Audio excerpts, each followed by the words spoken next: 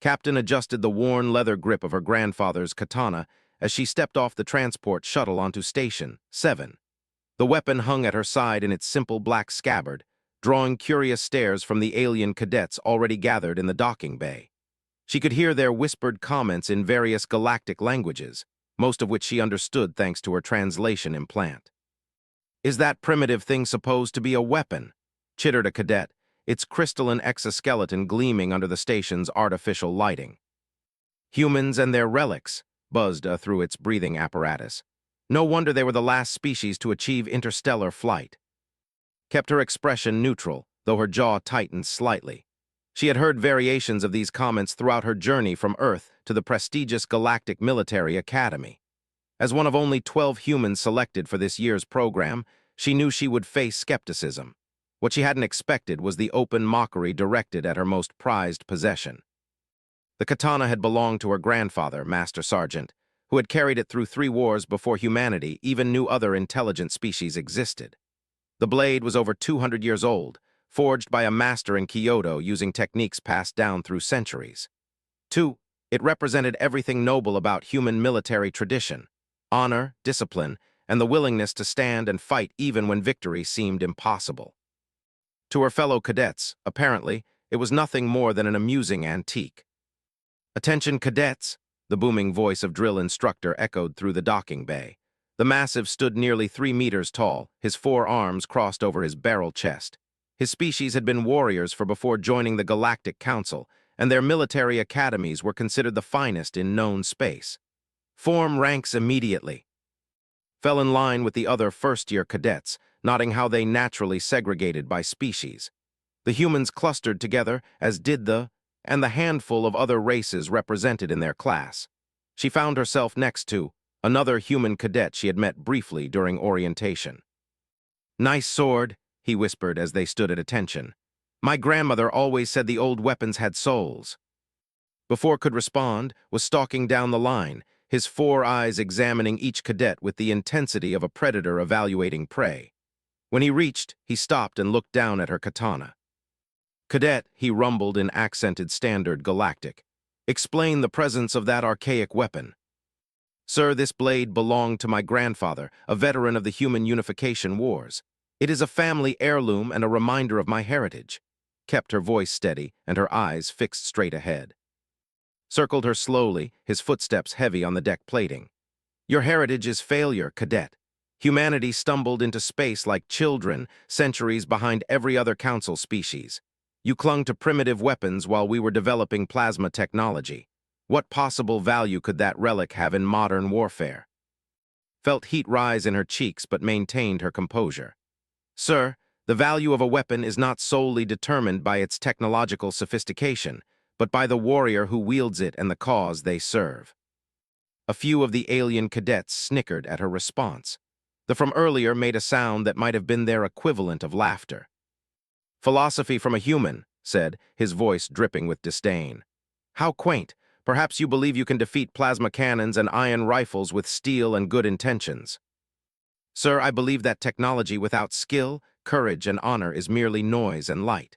A true warrior adapts to any situation with any tool available." His expression was unreadable, but he moved on without further comment, released a breath she didn't know she had been holding. The orientation continued with a tour of the facility. Station 7 was a marvel of engineering, a massive structure that served as both military academy and active fleet base. The corridors were wide enough to accommodate the largest council species, and the technology on display was centuries ahead of anything had seen on Earth. Their first stop was the armory, where Weapons Master Thane demonstrated the latest in galactic military hardware. The 6 limbs moved with fluid grace as he displayed plasma rifles, ion cannons, and energy blades that could cut through starship armor. "These are the tools of modern warfare," Thane explained, his translated voice carrying through the chamber. "Precision instruments designed for maximum efficiency. Crude physical weapons have no place on a contemporary battlefield." Noticed him glance pointedly at her katana as he spoke. Their next destination was the Combat Simulation Center, where they would begin their tactical training. The room was enormous, capable of projecting holographic environments that were indistinguishable from reality. Multiple scenarios could run simultaneously, from single combat to large-scale fleet engagements. "Tomorrow you begin your education in real warfare," announced as they gathered in the center of the room. "You will learn to think, move, and fight as warriors of the Galactic Council. Some of you may even survive the process." As the group dispersed to their assigned quarters, found herself walking alongside a cadet named. The alien's compound eyes regarded her with what might have been curiosity. "Your weapon," clicked in heavily accented standard. "It is made of metal." "Steel, yes, folded and forged in the traditional manner." "Inefficient. My people abandoned metal weapons 3,000 years ago. Energy is superior in every measurable way." Nodded politely. "Perhaps, but there's something to be said for a weapon that will never run out of power or suffer from electromagnetic interference." Santeni twitched in what was beginning to recognize as amusement among various alien species. "Primitive thinking. Your species will learn." Her quarters were furnished but comfortable, with a small viewport that looked out onto the star field. Carefully placed her grandfather's katana on the provided weapon rack, then sat on her bunk and activated her personal data pad to review the Academy's curriculum. The program was intense. Tactical analysis, xenobiology, advanced weapon systems, starship operations, and a dozen other subjects that would transform her from a planetary security officer into a guardian of galactic peace. The academic standards were brutal, with a 30% attrition rate in the first year alone. But it was the practical combat training that worried her most. Every other species in her class had natural advantages. The crystalline exoskeletons made them nearly indestructible, that could see in multiple spectrums simultaneously, and the possessed strength that bordered on superhuman. Humans were considered physically average at best, with no special abilities to distinguish them. All she had was her training, her determination, and a 200-year-old piece of steel. A soft chime indicated an incoming message on her data pad. The sender was listed as Academy Administration, but when opened it, she found a personal note from Admiral, the station commander. "Cadet, I understand you carry a family blade. I knew your grandfather during the human integration talks. He was a warrior of rare honor. Do not let the mockery of others diminish your pride in that heritage. True strength is often misunderstood by those who have never faced real adversity. Respectfully, Admiral." Read the message twice before deleting it, as protocol required for personal communications. The Admiral's words were encouraging, but they also raised questions. How had he known her grandfather? The integration talks had occurred before was born, during humanity's first formal contact with the Galactic Council. She made a mental note to research the historical records when she had access to the Academy's database. The next morning began at 500 with physical conditioning. The gravity in the exercise compartment could be adjusted for different species' needs, but kept it at standard Earth normal for the human's benefit, a consideration that somehow felt more like a calculated insult than kindness. Performed her usual routine, calisthenics, running, and kata practice with her grandfather's blade. The familiar weight and balance of the katana grounded her, connecting her to generations of warriors who had faced impossible odds with nothing but skill and courage. Several alien cadets stopped to watch as she moved through the ancient forms, her blade cutting precise arcs through the air. She could feel their amusement, but she also sensed something else, a grudging recognition of the grace and control required for such movements. "Show off," muttered Cadet, a Ani whose species resembled bipedal lizards. "Dancing with ancient metal will not help you in real combat." Completed her routine and sheathed her blade. "Perhaps not, but discipline and precision are valuable in any context." His forked tongue flicked out in what recognized as a gesture of dismissal. "We will see how valuable your primitive arts prove to be." The morning's first class was Alien Cultures and Military History, taught by Professor Quell, an elderly Moravian whose tentacled form moved gracefully around the classroom as he spoke. The topic was the evolution of warfare across different species and star systems. "Each race has developed fighting techniques suited to their physiology and environment," Quell explained, his voice carrying the musical quality typical of his species. "The crystalline structure led to their mastery of energy absorption and redirection. The multiple sensory organs enabled them to perfect long-range precision warfare. The natural strength made them masters of close combat." A cadet raised one of its four arms. Professor, what about humans? What natural advantages led to their military development? Professor Quell paused, considering the question carefully. An interesting inquiry, Cadet. Humans possess no single overwhelming advantage. Their strength is modest, their speed unremarkable, their sensory capabilities limited. Yet they achieved planetary dominance and developed sophisticated military arts. Can anyone explain this apparent contradiction? The classroom fell silent. Could feel eyes turning toward her and the other human cadets, but no one volunteered an answer. Perhaps, Professor Quell continued, their success lies not in natural gifts, but in their capacity for adaptation and innovation under pressure. Humans excel at making the best of disadvantageous situations. After class, headed to the Combat Simulation Center for her first practical evaluation. The testing chamber was smaller than the main training area, designed for individual assessment rather than group exercises. Weapons Master Thane was waiting for her, along with a recording device and a holographic opponent generator. Cadet, you will face 3 scenarios of increasing difficulty. You may use any weapon from the provided arsenal or your personal equipment. The wall display showed an impressive array of energy weapons, plasma blades, and projectile systems. Looked at them for a moment, then drew her katana. I'll use this, sir. Thane's 6 eyes blinked in what might have been surprise. That weapon cannot interface with the simulation's damage assessment systems. How will your performance be measured? The same way warriors have always been measured, sir, by results. The first scenario materialized around her, a narrow corridor with 3 armed opponents advancing from the far end. The holographic enemies carried standard plasma rifles and wore basic armor. In a real engagement, katana would be useless against such foes at range. But this wasn't a real engagement. Sprinted forward, using the corridor's walls to ricochet off of and change her angle of approach. The holographic opponents tracked her movement but couldn't adjust quickly enough. She reached the first enemy before it could fire, her blade sliding between armor plates to strike what would have been a vital organ.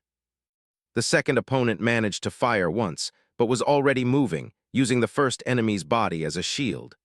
Her katana found the gap in its helmet, and the hologram flickered and died. The third enemy had time to aim properly, but dove low, rolling beneath its line of fire and coming up inside its guard. Her blade traced a perfect arc across its throat, and the simulation ended. Time elapsed 14 seconds. Weapons Master Thane studied his instruments with obvious confusion. Fascinating. The computer rates this as a perfect completion, but I don't understand how. Your weapon should have been incapable of penetrating the opponent's armor. The armor was designed to stop energy weapons and projectiles, explained as she sheathed her blade. It has gaps for joints and sensors that a physical blade can exploit if you know where to look. The second scenario was more complex, an open area with 6 opponents positioned at various elevations. Studied the layout for a moment, noting the cover positions and sight lines. This time she moved like a ghost, using shadows and obstacles to break up her silhouette. The enemy's energy weapons lit up the simulation space, but was never where they expected her to be. She eliminated them one by one, each strike precise and lethal. Time elapsed 28 seconds. The third scenario made smile grimly. A throne room with a single opponent, a massive warrior carrying an axe and wearing full combat armor. This was designed to test close-quarters combat against a superior foe. The holographic giant swung his weapon in deadly arcs, each blow capable of cutting through starship hull plating. Danced around the attacks, her katana moving like quicksilver. She couldn't penetrate the armor directly, but she didn't need to.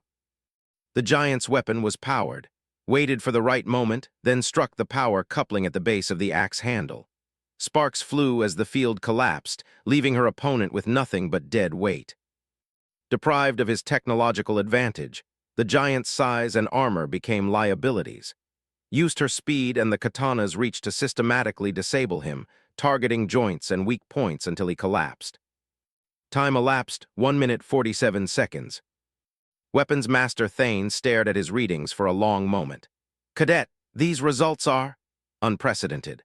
According to the simulation, you achieved perfect completion scores using a weapon the computer doesn't recognize as capable of harming the opponents. Sometimes the best weapon is the one your enemy doesn't understand, sir. As left the testing chamber, she nearly collided with Cadet, who had been waiting outside. The unease reptilian features twisted in what might have been surprise. "I observed your evaluation through the monitoring system," he said without preamble. "Your primitive weapon performed better than expected." "Thank you for the observation." His tongue flicked out nervously. "How did you know where to strike? The computer shows your attacks targeting locations that should have been protected." Paused, considering her answer. "My grandfather taught me that every defense has a weakness. The key is learning to see what others overlook." That evening found herself in the Academy's recreational area, a large space designed to accommodate the social needs of multiple species. Most cadets clustered with their own kind, but a few brave individuals attempted interspecies conversation. Sat alone at a small table, reviewing her notes from the day's classes. She was deep in thought when someone cleared their throat nearby. "Mind if I join you?" Looked up to see holding a tray of food. The other human cadet looked tired but determined. "Of course, how was your first day?" Sat down heavily. "Humbling. The technology here is incredible, but I feel like a primitive trying to understand magic. How about you? I heard your combat evaluation went well." "It was interesting. I think I surprised some people." "Including yourself?" Considered the question. "Maybe. I knew the katana was more than decorative, but today felt different. Like everything my grandfather taught me suddenly made sense in a way it never had before."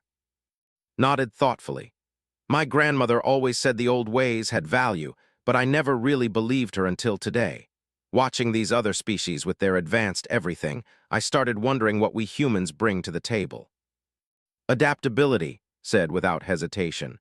"Professor Quell mentioned it in class. We may not have natural advantages, but we excel at finding solutions when everything seems hopeless." "Speaking of hopeless," gestured toward a group of alien cadets who were laughing loudly at a nearby table. "I think we're the main topic of conversation over there." Glanced over and recognized several faces from her orientation group, including the who had mocked her katana. They were indeed looking in her direction and making comments she couldn't quite hear. "Let them talk," she said quietly. "Words won't determine who graduates from this academy." But even as she spoke, could feel the weight of their skepticism. She was one of 12 humans in a class of over 200 cadets. Every mistake would be scrutinized, every failure highlighted as proof of human inadequacy. 3 weeks into the academy program, had established a routine that seemed to puzzle her alien classmates. While other cadets spent their free time in the recreation areas or studying together, she could be found in the observation deck at dawn, practicing her kata with her grandfather's katana. The movements were meditation as much as training, flowing sequences that connected breath, mind, and steel into a single purpose. She had learned these forms as a child, but here, surrounded by the vast emptiness of space, they took on new meaning. "Cadet," completed her current sequence before turning to acknowledge the voice. Instructor stood in the doorway, her features unreadable in the dim lighting. The six-armed weapons master had been observing training sessions for the past week, though she had never spoken before. "Instructor, I apologize if my training is disturbing anyone. I can relocate to a different area." "That will not be necessary." Approached slowly, her multiple limbs moving with the fluid coordination that made her species such formidable fighters. "I am curious about your weapon. May I examine it?" Hesitated for a moment, then drew the katana and offered it hilt first to the instructor. No one outside her family had ever handled her grandfather's blade. Accepted the weapon with obvious reverence, her primary hands gripping the handle while her secondary arms examined the scabbard and fittings. Her large eyes studied every detail of the craftsmanship. "Remarkable," she said finally. "The balance is perfect. The steel shows no signs of weakness despite its apparent age. Who forged this blade?" "A master named on Earth. The technique is called folded steel. The metal is heated, hammered, and folded thousands of times to remove impurities and create a weapon that is both hard and flexible." Nodded slowly. "Primitive methods, but the result is sophisticated. My people abandoned physical weapons 8,000 years ago in favor of energy constructs, but I can appreciate the skill required to create something like this." She handed the katana back carefully. "Tell me, cadet, how many forms does your training encompass?" 17 primary kata, with variations for different combat situations. My grandfather learned them from his sensei, who learned from his, in an unbroken chain stretching back over 1,000 years. 1,000 years of refinement, mused. Yet Weapons Master Thane dismissed your performance in the combat simulation as luck. He believes physical weapons have no place in modern warfare. Sheathed her blade and chose her words carefully. With respect to Weapons Master Thane, I think he may be viewing the situation from a limited perspective. A weapon is only as effective as the warrior who wields it, regardless of its technology level. Indeed, which is why I am recommending you for advanced combat training. Blinked in surprise. Advanced training was typically reserved for second-year cadets who had demonstrated exceptional aptitude. Instructor, I'm honored, but I'm not sure I'm ready for. The recommendation has already been submitted, interrupted with what might have been amusement. Report to Training Base 7 at 800 tomorrow. Bring your grandfather's blade. That evening, found herself in the Academy's library, researching the historical records she had been meaning to investigate since Admiral's cryptic message. The library was a vast digital repository containing the military histories of every council species, accessible through neural interface terminals. Connected to the system and began searching for information about the human integration talks. What she found surprised her. The negotiations had been far more complex than she had learned in school. Humanity's initial contact with the Galactic Council had occurred during a period of significant interstellar tension. 3 major powers were engaged in a Cold War that threatened to ignite into galaxy-wide conflict. Humanity's entry into this delicate political situation had been anything but smooth. Many council species viewed Earth's inhabitants as primitive and potentially dangerous, a species that had achieved nuclear weapons before achieving peace, that had spent centuries in constant warfare. But there were also records of human diplomats and military advisors who had impressed their alien counterparts with unexpected wisdom and strategic insight. Her grandfather's name appeared in several documents as a military who had served with distinction during the talks. One file particularly caught her attention, a combat demonstration that had taken place during the negotiations. Had faced off against champion fighters from 3 different species, using only his katana against advanced weapons. He had won all 3 matches. Read the after-action reports with growing amazement. The alien observers had been shocked by her grandfather's performance, describing his fighting style as impossible to predict and adaptive beyond theoretical parameters. One general had written, "The human warrior demonstrated that skill and can overcome technological superiority. Their species may possess hidden depths we have not yet appreciated." Researching your family history. Spun around to find Cadet approaching her terminal. This compound eyes reflected the display's glow as he studied the records she had been reading. "I was curious about the integration talks," said carefully. "Your grandfather was?" It wasn't a question. Antennae twitched in what had learned was his species' equivalent of excitement. "The Blade Master. My clutch father wrote about him in his military journal." "Your father knew him?" "Combat Engineer Hive Leader N. He was present during the demonstration fights. He wrote that your grandfather moved like water and struck like lightning.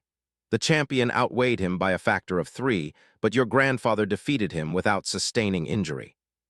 Saved her research and disconnected from the terminal. "I never knew the details. My grandfather rarely spoke about his military service." "Warriors of true skill rarely boast," observed. "Perhaps that is why so many underestimate your species. You do not announce your capabilities."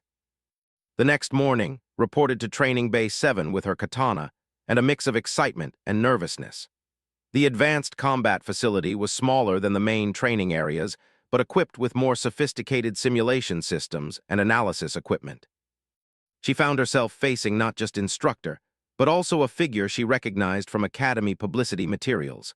Master Sergeant, a legendary warrior whose exploits were taught in military academies across the galaxy. The massive alien stood nearly 4 meters tall, his 4 arms crossed over a chest that could have served as a starship's armor plating. Cadet rumbled in a voice like distant thunder. "Instructor tells me you carry an interesting weapon." "Yes, sir, a family blade." "Show me." Drew her katana and held it in the traditional ready position. Circled her slowly, his 4 eyes examining every detail of her stance and grip. Your posture suggests training in multiple disciplines. Who taught you? My grandfather, primarily. He learned from several masters during his youth. Again, the statement held no surprise. I fought him once many years ago. He was educational. Tried to hide her shock. Sir, you fought my grandfather. During the integration talks, a formal challenge match to demonstrate human combat capabilities, I underestimated him badly. His 4 arms moved in what recognized as a gesture of respect. He taught me that size and strength mean nothing without wisdom to guide them. Instructor activated the simulation systems. Today we will evaluate your readiness for advanced training.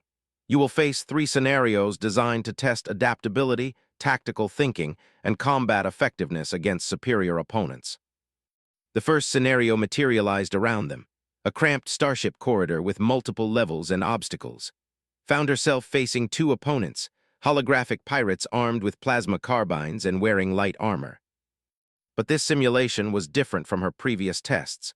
These enemies moved with intelligence, using cover effectively and coordinating their attacks. One took a high position while the other flanked left, creating a crossfire that would be deadly to anyone caught in the open. Studied the situation for a moment, then moved. But instead of charging or seeking cover, she did something unexpected. She went up. Using her katana to brace against a bulkhead, she pulled herself onto an overhead conduit and began moving through the ship's superstructure like a ghost. The pirates lost track of her immediately. Their weapons were designed for corridor fighting, useless against a target moving through spaces they couldn't access. Dropped behind the first enemy and eliminated him before he could react.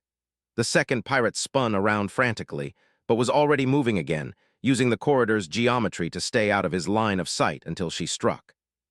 Unconventional approach, observed. Most cadets try to outfight the enemies directly. Sir, my grandfather taught me that the best battle is the one your enemy doesn't expect. The second scenario was more complex, an open battlefield with 6 enemies equipped with various weapon systems.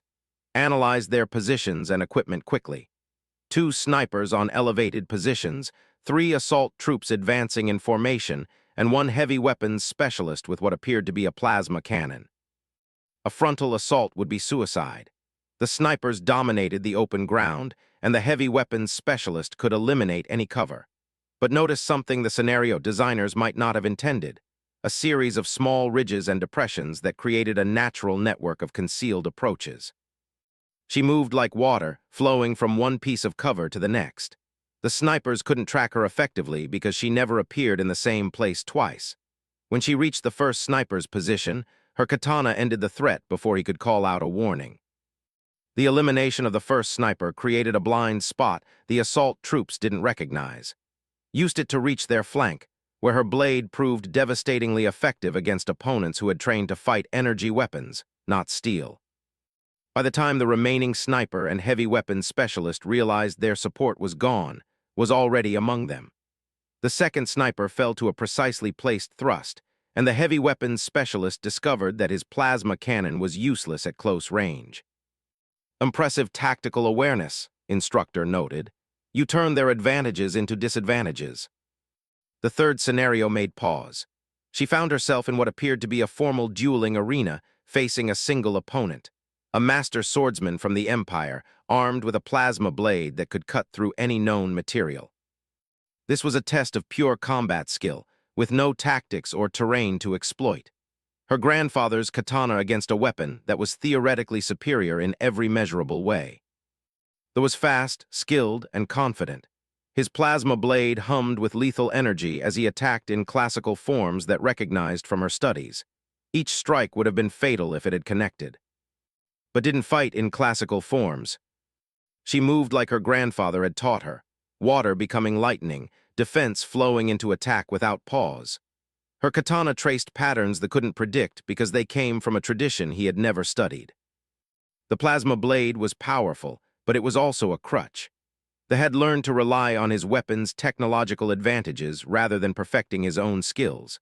When katana slipped past his guard to touch his throat, the simulation registered a clean kill. Remarkable, said as the scenario ended. Your weapon should not have been able to touch him. Plasma blades can parry any physical attack. They can parry attacks they detect, corrected as she sheathed her blade. But if you move faster than their sensors can track or at angles they don't expect, the advantage disappears. Master Sergeant exchanged a look with Instructor that couldn't interpret. Cadet, what do you know about the proving? Sir, I'm not familiar with that term. An ancient tradition, adapted for the modern academy, a test of skill and courage that determines who among the cadets has the potential for true greatness. His forearms moved in a complex gesture.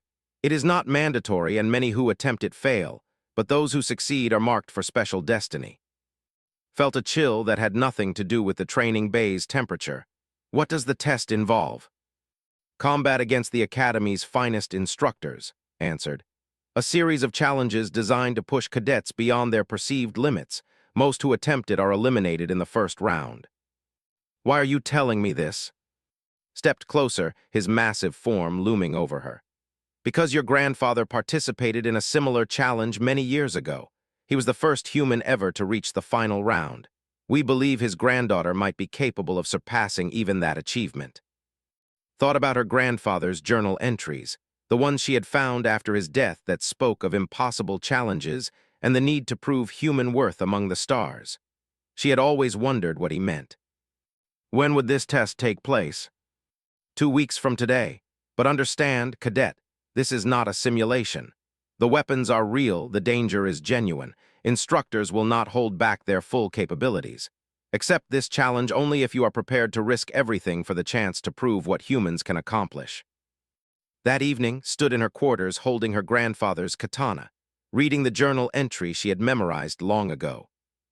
My dearest, if you are reading this, then my time has passed and yours has begun. The blade I leave you is more than steel. It carries the hopes of our entire species. There will come a day when you must choose between safety and honor, between the easy path and the one that leads to greatness. When that day arrives, remember that courage is not the absence of fear, but action in spite of it. Make me proud, my granddaughter. Show them what humans can achieve. Set down the journal and checked her chronometer. 2 weeks to prepare for a challenge that could end her career or establish her as something unprecedented in the Academy's history. She drew her katana and began the first kata, feeling the weight of generations of warriors guiding her movements. Outside her viewport, the stars watched and waited. The news of acceptance into the proving spread through the Academy like plasma fire. Within hours, every cadet knew that a first-year human had been invited to participate in the legendary trial that had broken the spirits and ended the careers of seasoned warriors. The reaction was predictable and intense. It has to be some kind of mistake, Cadet declared to a group in the commissary. A primitive species that only achieved 2 centuries ago cannot possibly be ready for such a challenge.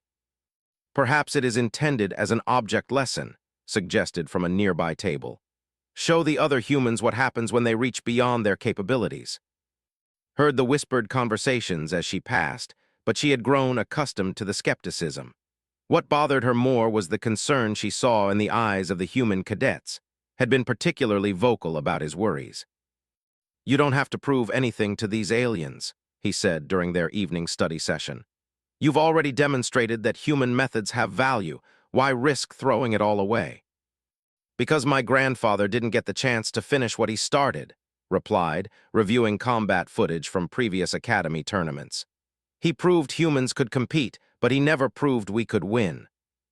And if you fail, what happens to the rest of us? We're already fighting an uphill battle for respect. Looked up from her data pad. If I don't try, then we've already failed. Every species here achieved interstellar civilization before humanity learned to fly. They have every reason to consider us inferior. Words won't change their minds, only actions will. Her training schedule became punishing in the days leading up to the proving. Instructor worked with her on advanced combat techniques, while Master Sergeant shared tactical wisdom gleaned from decades of warfare. But it was her evening sessions with her grandfather's katana that valued most. She had discovered something remarkable during her research into human military history. The sword forms her grandfather had taught her weren't just from one tradition. They were a synthesis of techniques from across human cultures. Samurai swordsmanship blended with European fencing, Chinese martial arts merged with Filipino blade work. Her grandfather had spent his lifetime studying every fighting style humanity had developed, creating something unique and powerful. Your form has improved significantly, Instructor observed during one of their sessions.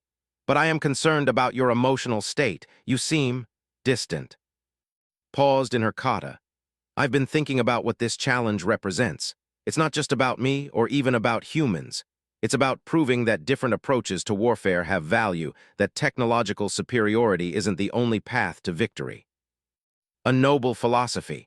But the instructors you will face in the proving will not be impressed by philosophy. They will test your limits until you break or transcend them. Then I'll have to transcend them. 3 days before the proving, received an unexpected visitor.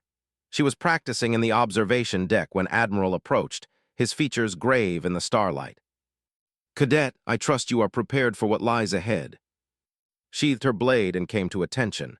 Admiral, I'm training as hard as I can. Whether that's enough remains to be seen. Your grandfather would be proud of how far you've come, but I fear you do not fully understand the significance of what you are attempting. Sir. Admiral moved to the viewport, his 4 arms clasped behind his back as he gazed out at the star field. The proving is not merely a test of individual skill. It is a trial that determines whether a warrior possesses the qualities necessary to lead others in the defense of civilization itself. Joined him at the viewport. I thought it was just an advanced combat evaluation. Combat is only one component. You will be tested on tactical thinking, moral courage, adaptability under pressure, and the ability to inspire others when hope seems lost. These are the qualities that separate true leaders from mere fighters. Admiral, if I may ask, what exactly happened during my grandfather's trial? Was quiet for a long moment. Your grandfather reached the final challenge which few have ever achieved. He faced the crucible, a scenario designed to test whether a warrior will sacrifice personal honor for the greater good. Chose honor over victory and was eliminated from the trial. Felt her heart sink. He failed. He succeeded in every way that mattered, said firmly. That choice earned him more respect than victory would have. The instructors who eliminated him recommended him for immediate promotion and eventual command of his own vessel. Became the first human to earn the Blade of Valor, the highest military decoration the Council can bestow. I never knew, he never spoke of it. True warriors rarely boast of their finest moments. They let their actions speak. Turned to face her. You have the potential to not merely equal your grandfather's achievement, but to surpass it. The question is whether you are prepared for the cost of that success. The night before the proving, couldn't sleep. She stood in her quarters, running her fingers along the inscription on her grandfather's katana. The characters were in Japanese, but she had memorized their meaning. The blade that cuts through darkness brings the dawn. A soft chime indicated an incoming message. Expected it to be another good luck wish from one of the human cadets, but the sender surprised her. Cadet. Honored blade bearer, the message read. My clutch father wished me to share his thoughts before your trial, he wrote. The human warrior carries more than steel, he carries the hopes of his people. In the proving, technique matters less than spirit. Remember that the greatest victories come not from defeating others, but from overcoming the limitations others place upon us. May your blade find its target and your spirit find its strength. Read the message 3 times before deleting it. The fact that alien cadets, even ones who had initially mocked her, were offering support and encouragement gave her hope that her efforts might actually be changing perceptions. She spent the remaining hours until dawn in meditation, her grandfather's katana across her knees. The familiar weight of the blade grounded her, connecting her to the long line of warriors who had faced impossible odds with courage and skill. When morning came, dressed in her dress uniform and secured her grandfather's katana at her side. As she left her quarters, she found the corridor lined with cadets, not just humans, but aliens from every species in the academy. They stood in respectful silence as she passed, a gesture of recognition that surprised and humbled her. Was waiting near the lift. Just remember that you've already proven everything that needs proving. Don't do anything foolish in there. I'll be careful, but I won't be cautious. There's a difference. The proving took place in a specialized arena deep within the station's core. Had never seen this section of the academy before. The corridors were wider, the walls thicker, and the air itself seemed charged with anticipation. Emergency force fields and medical stations were positioned at regular intervals, clear indicators of the trial's dangerous nature. The arena itself was a marvel of engineering. A vast circular chamber with a floor that could reshape itself into any terrain or configuration. The walls were lined with observation decks where academy staff and senior cadets could witness the proceedings. Entered to find 5 instructors waiting for her in the arena's center. She recognized them all: Master Sergeant, Instructor, Weapons Master Thane, Combat Specialist, and Strategic Warfare Professor. Each represented the pinnacle of their respective disciplines. Admiral stood on the primary observation deck, his voice carrying clearly through the arena's acoustics. "Cadet, you have been invited to undertake the proving, a trial of skill, courage, and character that will determine your potential for leadership in the Galactic Defense Force. Do you accept this challenge, knowing that failure may result in injury or dismissal from the Academy?" Drew her grandfather's katana and held it in the traditional salute position. "I accept the challenge, Admiral. I am ready." "Then let the proving begin." The floor beneath his feet began to shift and reshape itself. Within moments, she found herself standing in what appeared to be a war-torn cityscape, complete with rubble, smoke, and the distant sound of weapons fire. The scenario was so realistic that her combat instincts engaged immediately. "First trial," announced Master Sergeant's voice from somewhere in the simulated ruins. "Tactical assessment and leadership. You command a squad of 4 warriors defending a critical position against overwhelming odds. Your mission is to hold the line until reinforcements arrive. Begin." Looked around and spotted 4 holographic soldiers positioned behind various pieces of cover. They turned to her with expectant expressions, waiting for orders. But these weren't simple training holograms. They moved and responded like real people, complete with individual personalities and combat specialties. A barrage of plasma fire erupted from the far end of the street, forcing and her virtual squad to take cover. She quickly assessed the situation. 3 approach routes the enemy could use, limited ammunition for her squad, and no clear path of retreat. "Take the high position in that building and give me overwatch," she ordered the squad's designated marksman. "I need you setting up a crossfire from the left flank. You're on mobile support. Be ready to reinforce wherever they hit us hardest." The 4th squad member, designated as a heavy weapons specialist, looked at her expectantly. Studied the battlefield again, noting how the enemy forces were massing for what appeared to be a coordinated assault. "Martinez, I want you to abandon that position and fall back to the secondary line. When they charge, let them think they've broken through, then hit them from behind." "Ma'am, that means giving up our primary defensive position," the holographic soldier replied with obvious concern. "Sometimes retreat is the first step toward victory. Execute the order." The enemy assault came like a hurricane of plasma and projectiles. This repositioned squad executed her plan perfectly, allowing the attacking force to overextend before catching them in a devastating crossfire. The simulation registered a complete victory with minimal friendly casualties. "Unorthodox tactics," observed as the simulation dissolved. "But effective. Most candidates try to hold the primary line and suffer heavy losses as a result." The arena reconfigured itself again, this time creating what appeared to be a starship corridor filled with toxic gas and electrical hazards. Instructor materialized at the far end, armed with twin energy blades. "Second trial," she announced. "Adaptability under pressure. Navigate the hazards and engage me in single combat. Environmental protections are offline. One mistake could be fatal." Studied the obstacle course before her. The toxic gas would require her to hold her breath for extended periods, while the electrical hazards demanded precise timing and movement. And at the end, she would have to fight one of the Academy's most skilled instructors while dealing with potential poisoning and fatigue. She began moving through the course like a dancer, her grandfather's training in breath control and body awareness serving her well. Where other cadets might have rushed, moved with deliberate precision, conserving her energy and oxygen for the fight to come. When she reached Instructor, was tired but far from exhausted. The warrior attacked immediately, her 6 arms moving in complex patterns that made her appear to have a dozen blades. Katana sang as it met the energy weapons, her traditional techniques confusing the instructor's sophisticated combat algorithms. "Your weapon should not be able to parry energy blades so effectively," said between attacks. "What is your secret?" "Timing," replied, her blade deflecting a strike that would have taken her head. Energy weapons have predictable activation cycles if you know when to strike. Katana slipped between guard, the tip touching the instructor's throat. The trial ended with victorious but respectful.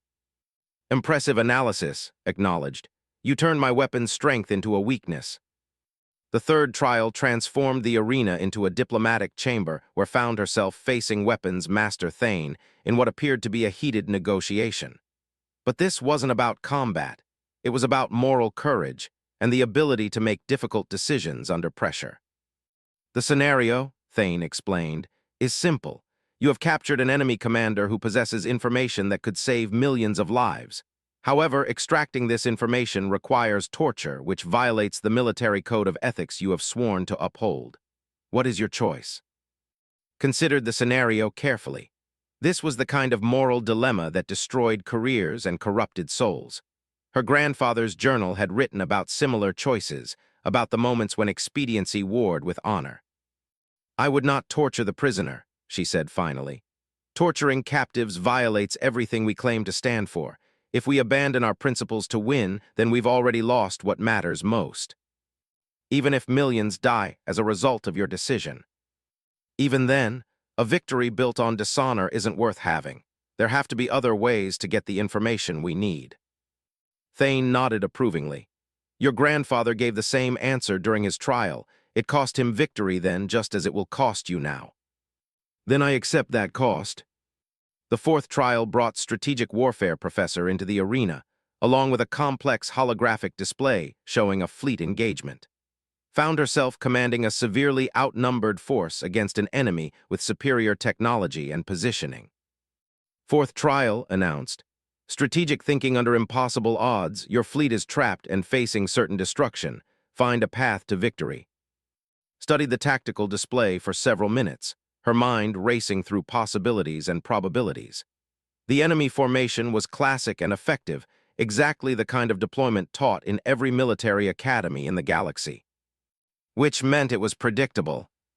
All ships prepare for Emergency Protocol 7, she commanded. Cadet interrupted. That protocol is for ramming attacks. You would sacrifice your entire fleet.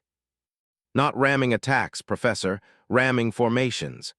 Fingers danced across the tactical display. The enemy expects us to either fight or flee. They won't anticipate a formation that looks like a suicide run but actually creates a tactical advantage. Her ships moved into what appeared to be a desperate charge, but at the last moment they scattered in a pattern that confused the enemy's targeting systems and created overlapping fields of fire. The simulation registered a stunning victory achieved through unconventional thinking. Remarkable, admitted. You turned apparent weakness into strength by refusing to accept the parameters others tried to impose on you. The final trial was announced by Admiral himself. The Crucible, combat specialist, will provide the details. The massive instructor stepped forward, his features grim. Final trial, Cadet. You will face all 4 instructors simultaneously in continuous combat. Victory requires defeating us all, but understand, we will not hold back. This is real combat with real weapons and real consequences. Drew her grandfather's katana as the 4 instructors spread out around her, each armed with their preferred weapon. Master Sergeant carried a traditional warhammer that could crush starship armor. Instructor held her energy blades. Weapons Master Thane wielded a plasma rifle with targeting systems that rarely missed. Professor carried a staff weapon that could project force fields and energy bursts. Against any one of them might have had a chance. Against all 4 simultaneously, the odds were astronomical.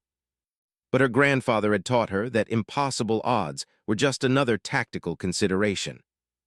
Moved like water in a storm, her grandfather's katana singing as it deflected the opening barrage from weapons Master Thane's plasma rifle. The instructors had spread out in a classic 4-point formation, designed to prevent her from using cover effectively while maintaining overlapping fields of fire. It was a textbook tactical arrangement, which meant had studied how to defeat it. Instead of retreating or seeking defensive positions, she did something that violated every principle of conventional warfare. She charged directly at the strongest opponent. Master Sergeant's warhammer came down like a falling meteor, but was no longer where it expected to find her. She had learned from watching her grandfather's combat footage that timing was everything. The massive was incredibly strong, but strength meant momentum, and momentum meant commitment. When committed to his devastating downward strike, used his own force against him, deflecting the hammer's path just enough to send the off balance. Her katana traced a perfect arc across armor, finding the gap between chest plate and shoulder guard that most opponents would never notice. The blade didn't penetrate deeply. Hide was remarkably tough, but it found nerve clusters that sent waves of numbing pain through the instructor's primary fighting arm. "Impossible," grunted as his hammer faltered. "How did you know?" Was already moving, using the massive instructor's body as a shield against Thane's rifle fire. Professor's force staff crackled with energy as he tried to get a clear shot, but stayed in constant motion, making herself impossible to target without risking friendly fire. Instructor attacked from the left, her 6 arms weaving patterns of death with twin energy blades. This was the moment had been preparing for, facing an opponent whose fighting style was based on overwhelming speed and multiple attack vectors. But didn't try to match speed.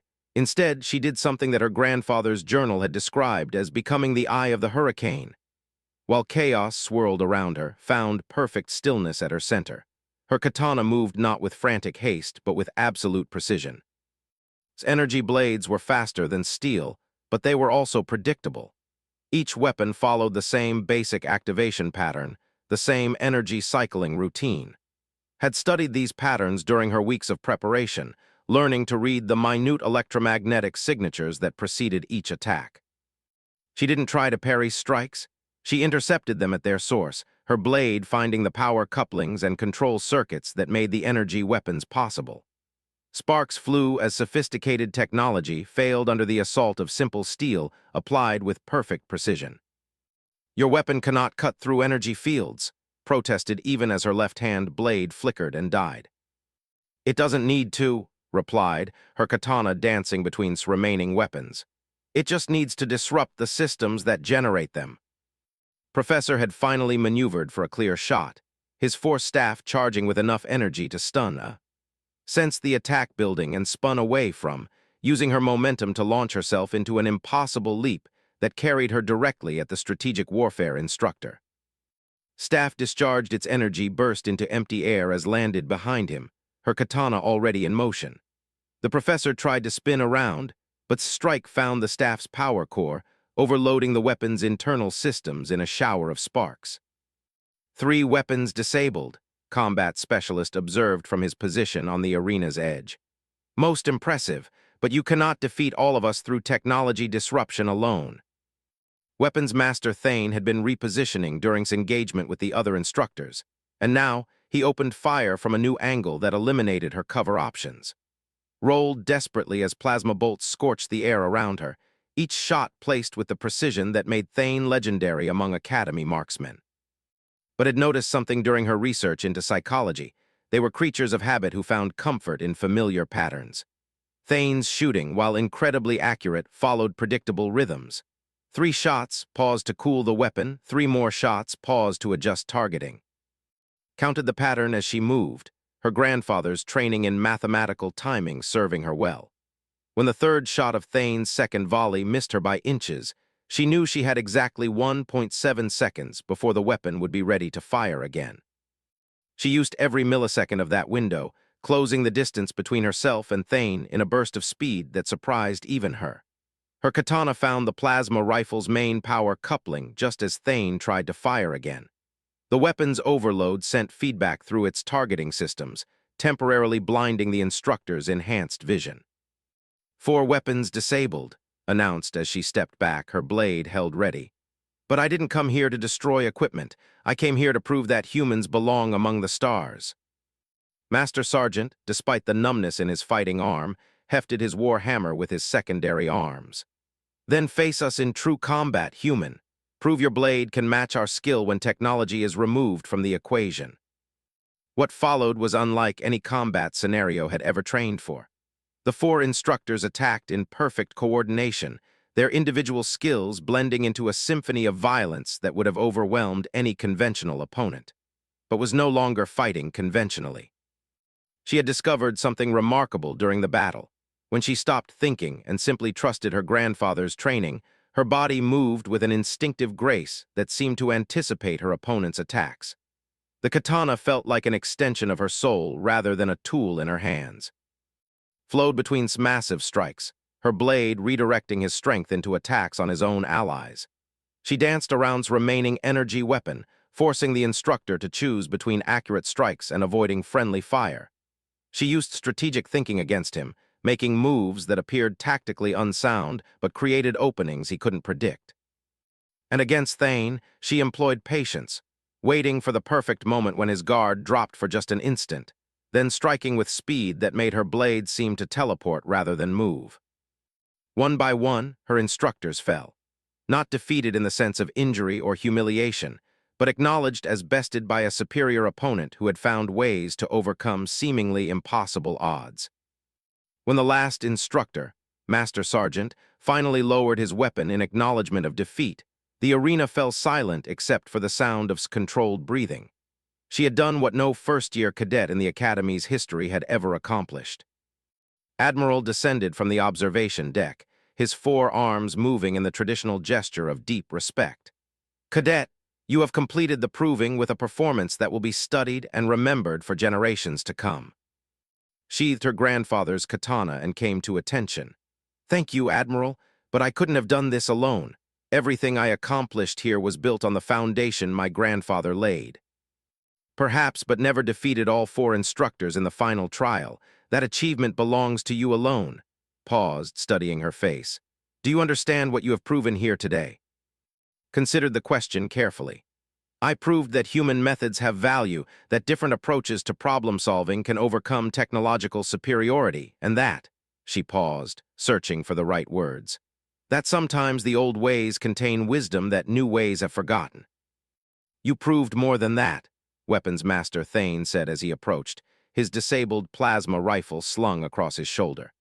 "You demonstrated that adaptability, creativity, and moral courage are more valuable than any weapon. You turned our strengths against us not through trickery, but through superior understanding of combat principles." Instructor nodded agreement.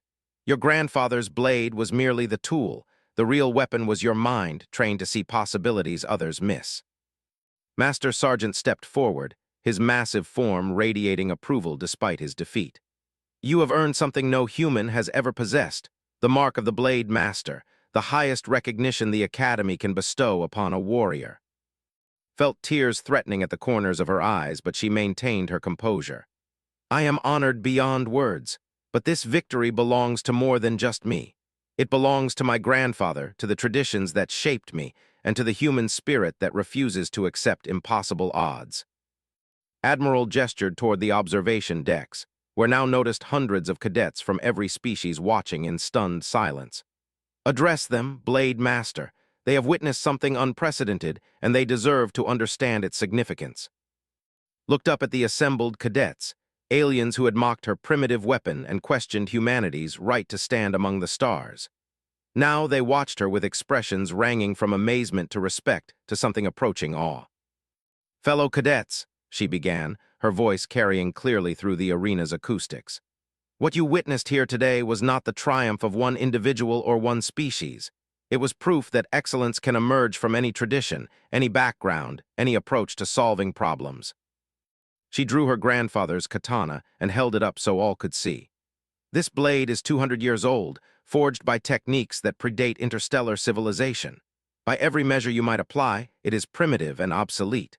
But it carries something that no amount of technology can replace: the accumulated wisdom of warriors who faced impossible odds and found ways to prevail."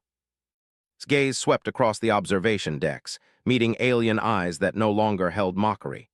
"Each of your species brings unique strengths to the Galactic Council. The resilience, the precision, the courage, the adaptability. Humans bring something different, the ability to synthesize diverse approaches into something greater than the sum of its parts." She sheathed the katana with a fluid motion that spoke of years of practice. "My grandfather's blade teaches us that victory doesn't always go to the strongest or the most advanced. Sometimes it goes to those who remember that true strength comes not from the weapons we carry, but from the principles we live by." The silence that followed words was profound and respectful. Then, slowly, applause began, first from the human cadets, then spreading to include aliens from every species present. It wasn't the polite acknowledgement typically given to Academy speeches, but genuine appreciation for words that had touched something universal in the warrior spirit. As the cadets dispersed and the arena began shutting down its systems, found herself approached by Cadet. This compound eyes reflected what she had learned to recognize as deep emotion. "Blade Master," he said formally, "my clutch father would be honored to know that his observations about your grandfather proved prophetic. You have shown us all what it truly means to be a warrior." Other cadets followed, from the Ani, even some species hadn't interacted with before. Each offered their respect and recognition, acknowledging that their initial assumptions about humans had been wrong. But it was reaction that meant the most to her. The human cadet was waiting when she finally left the arena, his expression mixing pride with something approaching disbelief. "What you did in there, I've never seen anything like it. You didn't just win, you transformed how everyone sees us. We're not done yet. This was just the beginning. Now we have to prove that today wasn't a fluke, that humans can consistently contribute value to the Galactic Council." As they walked back toward their quarters, noticed that the alien cadets no longer whispered mockingly as she passed. Instead, they stepped aside with respectful nods, acknowledging the presence of someone who had earned their regard through demonstrated excellence. Her grandfather's katana hung at her side as always, but now it carried new meaning. It was no longer just a family heirloom or a connection to human military tradition. It had become a symbol of something larger, proof that different didn't mean inferior, that ancient wisdom could illuminate modern problems, and that the spirit of human adaptability was humanity's greatest contribution to the stars. Touched the katana's familiar grip and smiled. Her grandfather, 6 months after the proving, stood before the Galactic Council's Defense Committee in the most important hearing of her life. The massive chamber on Council Station Alpha was designed to accommodate representatives from 47 different species, each with their own environmental and social requirements. The air itself was a carefully balanced mixture that could sustain most known life forms. Wore her dress uniform with the new insignia of a Blade Master prominently displayed. Her grandfather's katana hung at her side, no longer an object of mockery, but a symbol recognized throughout Council space as representing something unprecedented in galactic military history. Admiral sat at the committee table, along with representatives from the major military powers and several species didn't recognize. The hearing had been called to address what the official documentation termed the human integration question, whether humanity's recent military achievements warranted expanded roles in galactic defense. "Blade Master," began Counselor Ra, whose crystalline form caught and refracted the chamber's lighting into rainbow patterns. "Your performance at the Academy has generated considerable discussion among military leaders. However, some question whether individual excellence translates to species-wide capability." Had expected this line of questioning. Despite her victory in the proving, skeptics continued to argue that humans were statistical anomalies rather than representative of their species' potential. "Counselor, with respect, I believe that perspective misunderstands what humans bring to galactic defense. Our strength has never been individual superiority, but our ability to adapt and integrate diverse approaches into effective solutions." "Elaborate," rumbled General, the Massive who served as the committee's military advisor. Recognized him from her studies. He was Master Sergeant's brother and a legendary warrior in his own right. Activated the holographic display at the center of the chamber. "Over the past 6 months, I've had the opportunity to observe mixed-species military units and analyze their performance characteristics. Human personnel consistently serve as force multipliers, improving unit effectiveness beyond what statistical models predict." The display showed tactical analyses from recent joint operations, highlighting how human officers had identified tactical innovations that their alien colleagues had missed.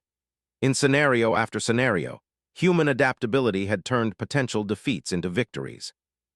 "For example," continued, "during the 9 piracy suppression, Commander Sarah Mitchell identified a weakness in standard battle formations that allowed a numerically inferior human-led fleet to achieve decisive victory with minimal casualties." Counselor, and whose 6 arms moved in patterns of skeptical evaluation, leaned forward. These examples could represent fortunate circumstances rather than systematic advantages. What evidence do you offer for broader human military potential? Had prepared for this moment. I propose a demonstration, counselors, a war game between mixed species units, some including human personnel and some without, facing identical challenges. Let performance speak louder than theoretical arguments. The chamber erupted in surprised conversations as representatives discussed this unexpected proposal. Waited patiently, her hand resting lightly on her katana's grip, a gesture that had become unconscious, but that observers interpreted as quiet confidence. Admiral called for order. Blade Master, are you suggesting that human military doctrine should be tested against established galactic standards? I'm suggesting that diversity of approach strengthens any military force, and that humans can contribute perspectives that complement rather than compete with existing capabilities. General studied the tactical displays with obvious interest. What parameters would you propose for such an evaluation? Had spent weeks developing her answer. 3 scenarios: fleet engagement, planetary assault, and asymmetric warfare. Each scenario would be run twice, once with standard mixed species units, once with units that include human personnel in leadership roles. Independent observers would evaluate performance. The debate that followed lasted hours. Representatives argued about fairness, methodology, and the political implications of such a test. Some species worried that human success might diminish their own standing, while others questioned whether humans were experienced enough to warrant such consideration. Finally, Counselor Ra called for a vote, all in favor of authorizing the proposed evaluation. Watched as lights indicated each representative's choice. When the tally appeared on the main display, her heart leaped. 31 in favor, 16 opposed. The evaluation is authorized, Ra announced. Blade Master, you have 60 days to prepare your demonstration. The future of human military integration may depend on the results. As the session ended and representatives began filing out, found herself approached by General. The massive warrior moved with surprising grace for someone of his size. Young Blade Master, he said in his rumbling voice, you have chosen a dangerous path. Failure will set human military advancement back by generations. General, with respect, not trying would set us back permanently. Sometimes the greatest risk is refusing to take any risk at all. His 4 eyes studied her thoughtfully. Your grandfather said something similar during the integration talks. It seems courage runs in your bloodline. Over the following weeks, worked with human military leaders to select personnel and develop strategies for the upcoming evaluation. The process revealed just how much human military thinking had evolved since contact with galactic civilization. Commander Sarah Mitchell, whom had mentioned in her testimony, proved to be a brilliant tactical innovator whose approach to fleet command emphasized flexibility over firepower.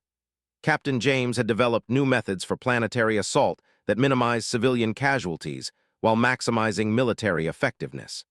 Major Lisa Parks specialized in asymmetric warfare, creating strategies that turned enemy strengths into weaknesses.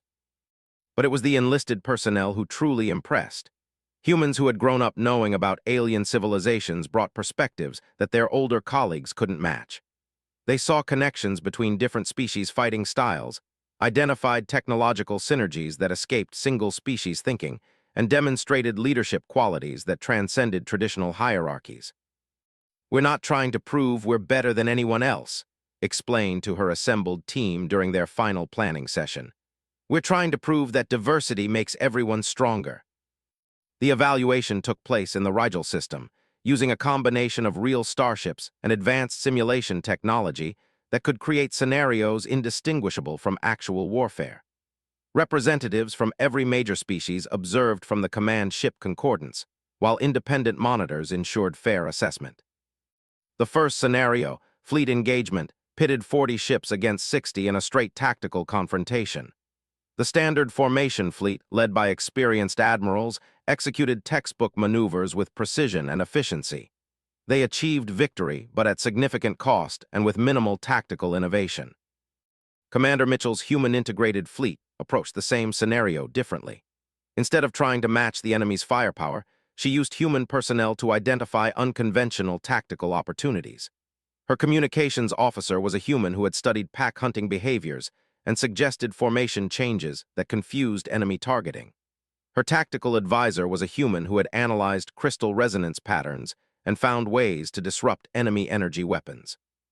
The result was a victory achieved with half the casualties, and in 60% of the time required by the standard fleet. The second scenario, planetary assault, yielded even more dramatic results. Captain's mixed species force included human marines who had trained in environments ranging from Arctic tundra to desert wasteland. When the simulation presented them with a heavily fortified enemy position on a jungle world, the humans identified terrain features that other species had overlooked. Instead of the frontal assault that Galactic doctrine recommended, SForce used guerrilla tactics adapted from human military history. They turned the jungle into an ally, using natural camouflage and irregular attack patterns that broke the enemy's defensive formations. The standard assault succeeded, but resulted in estimated casualties of 40%. Human-influenced approach achieved the same objectives with casualties of 8%. But it was the third scenario, asymmetric warfare, that truly demonstrated human potential. Major Park faced a situation that had historically challenged galactic military forces, suppressing an insurgency while maintaining civilian support. Standard doctrine emphasized overwhelming force and technological superiority. The galactic military approach was to establish secure zones and gradually expand them, using advanced surveillance and heavy weapons to eliminate threats. Major Park's approach was revolutionary. Instead of trying to impose order through force, she used human personnel trained in cultural analysis to understand the insurgents' motivations. Her team included humans who had studied the social dynamics of the target species, identifying political and economic grievances that fueled the rebellion. Rather than simply fighting the insurgents, Park's force addressed the underlying causes of the conflict. They provided humanitarian aid, negotiated with moderate leaders, and used targeted operations to eliminate only the most extreme elements. The result was not just military victory, but political stability that would prevent future insurgencies. When the evaluation concluded, stood once again before the Defense Committee. The results spoke for themselves. Human-integrated forces had outperformed standard units in every scenario while demonstrating innovations that impressed even skeptical observers. Counselors, began, the past 60 days have proven that humans don't replace existing military capabilities. We enhance them. Our strength lies not in our weapons or our technology, but in our ability to see connections that others miss and find solutions that others overlook. Counselor Ra's crystalline form reflected patterns that had learned to have been proud, began to move. The next few weeks would test more than her academic abilities or combat skills. They would test her resolve to prove that humanity belonged among the stars, and that sometimes the oldest weapons carried the greatest power.